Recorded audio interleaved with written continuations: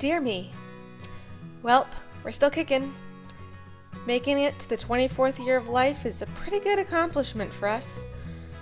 Especially after that narwhal accident in Mrs. Thompson's 3rd grade field trip to the zoo. Note to self, do not jump into the exhibit tank and attempt to ride the unicorn of the sea. They do not like that.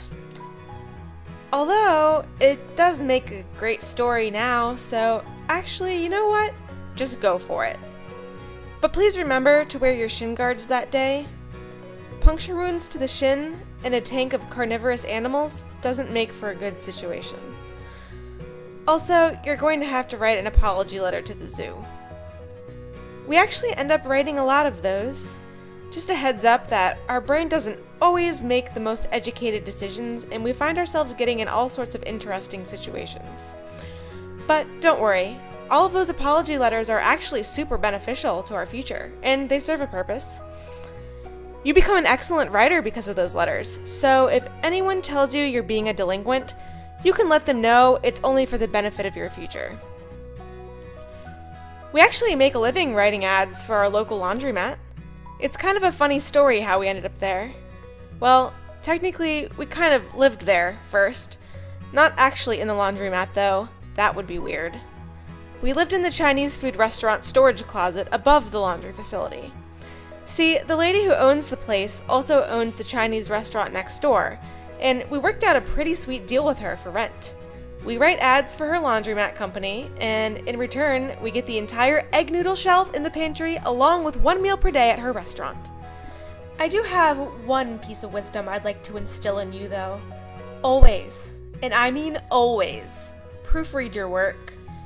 We almost lost our job when we accidentally created a sign that said, "You must remove all of your clothing before you move to the next machine." Yeah, people took that very seriously and were stripping down faster than Channing Tatum in that Magic Mike movie. Police came to the facility and had to conduct a thorough investigation. Poor Mrs. Wu was locked up overnight on the charges of running a brothel, and if that's not bad enough, we almost killed Mr. Yi after he choked on his egg drop soup upon catching a glimpse of 80-year-old Mrs. Watson in the nude. Not one of our best days. It got better though. Things settled down after that incident.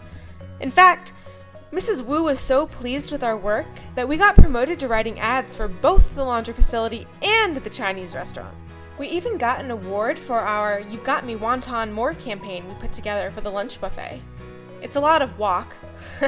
See what I did there? But it's so worth it. In the end, everything turns out alright, so keep your chin up. I'd like to end this letter with just a few things I wish I would have known when I was younger. 1. Please keep Mrs. Bubbles in her fishbowl. Taking her out to play on the slip and slide and then laying her on the driveway while you run inside to grab a popsicle will only result in her getting run over by a car. 2. The black market has absolutely nothing to do with race. 3. Do not buy that mattress off of Craigslist. Just don't do it. 4. You cannot ship back those clementines you ordered from Spain in a bubble mailer. 5. Yellow just is not your color. 6. And most importantly, it was John Kerry who ran for president in 2004, not Drew Carey. Alright, younger self, I hope this helps you and saves you from some trouble in the future. Good luck, I guess, and I'll see you later. Sincerely, me.